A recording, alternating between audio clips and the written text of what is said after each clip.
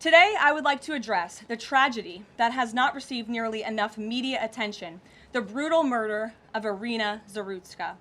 Here are the facts that many outlets have shamefully and intentionally failed to report until President Trump drew attention to it. On August 22nd, Arena Zarutska was stabbed to death on the rail system in Charlotte, North Carolina, by a savage career criminal. This is a public transportation system that many in the area use every single day to go to school and work. Arena was on the train that night traveling home from her job at a pizzeria, still in uniform from her shift. This beautiful, innocent 23-year-old young woman was a Ukrainian refugee who had recently fled her country for a chance at a safer life and a promising new beginning here in the United States of America. But tragically, a public transportation system in a major American city was more dangerous than the active war zone that she left. The president and the entire White House are praying for her family and friends during this unimaginably difficult time. But while we extend our thoughts and prayers, we must also seek justice for this crime and call attention to this heinous incident. Surveillance video of the killing was finally released to the public this past Friday.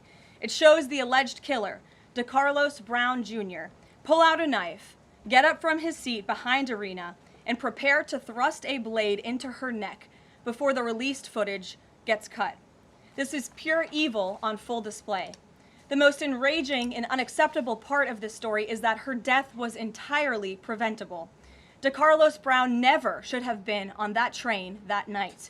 In fact, he should have been behind bars. DeCarlos Brown has been charged with crimes no fewer than 14 times, dating back to 2011, including for armed robbery, felony larceny, breaking and entering, and shoplifting. Brown had previously served 5 years in prison for a robbery with a deadly weapon charge, and he had also forfeited bonds 3 different times, twice in 2014 and once in 2023. Despite all of this past documented criminal history, when Brown was arrested yet again in January of this past year, a Democrat judge, who I will add was a strong supporter of former Vice President Kamala Harris, released this insane criminal once again without requiring him to pay any bail. He simply had to sign a written promise to return for his court hearing. Think about how crazy it is to ask a career criminal, someone who by definition repeatedly breaks the law, to just sign a written promise and come back again another day. This is madness. This monster should have been locked up, and Arena should still be alive. But Democrat politicians, liberal judges, and weak prosecutors would rather virtue signal than lock up criminals and protect their communities. And perhaps most shamefully of all, the majority of the media, many outlets in this room, decided that her murder was not worth reporting on originally because it does not fit a preferred narrative. Many of the journalists in this room spilled plenty of ink trying to smear Daniel Penny for defending a subway car from a deranged lunatic in New York City, but none of those same reporters lift a finger to write stories about an actual murderer. Here's the truth that every American must know. Too many innocent people across the country continue to pay the price of the failed experiment known as cashless bail that has been championed by the Democrat Party for years. All the way back in 2020, North Carolina's then Democrat Governor Roy Cooper established a so-called task force for racial equity and criminal justice. Sounds nice, but it's not. That task force was co-authored by then Attorney General and current Democrat Governor Josh Stein. It recommended, quote, reimagining public safety to, quote, promote diversion and other alternatives to arrest. It also advised to de-emphasize some felony crimes, prioritize, quote, restorative justice, and eliminate cash bail.